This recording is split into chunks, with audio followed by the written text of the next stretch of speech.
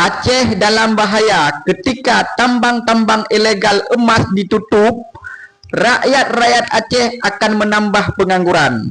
Karena sebagaimana kita ketahui, banyak sekali orang yang bekerja di tambang-tambang ilegal di Aceh Barat dan sekitarnya. Jadi teman-teman, yang menjadi perhatian bukan saja tentang masalah pengusiran tambang ilegal.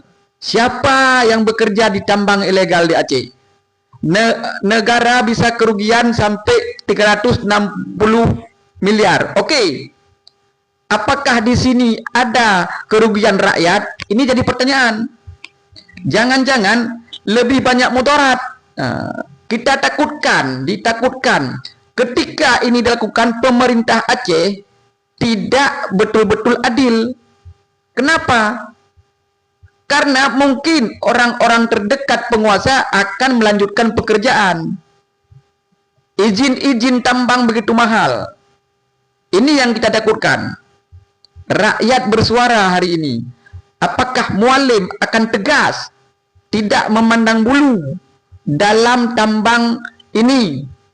Ini masalah lowongan kerja, teman-teman. Jangan sampai rakyat Aceh menjadi pengangguran dan lari keluar Aceh, sehingga penguasa dan lingkarannya yang berkuasa di Aceh. Sebagaimana kita ketahui sekarang, banyak orang-orang Aceh ke Malaysia, ke Jakarta, ke Batam dan sebagainya, karena tidak adanya pekerjaan. Ini yang jadi momok menakutkan bagi bangsa Aceh. Ya. Dan apakah ketika pemerintah mengelola tambang-tambang itu akan dipergunakan untuk rakyat, bisa mengurangi minimal pajak-pajak rakyat? Ini jadi pertanyaan, teman-teman. Ini pertanyaan yang tak perlu jawab, tapi menjadi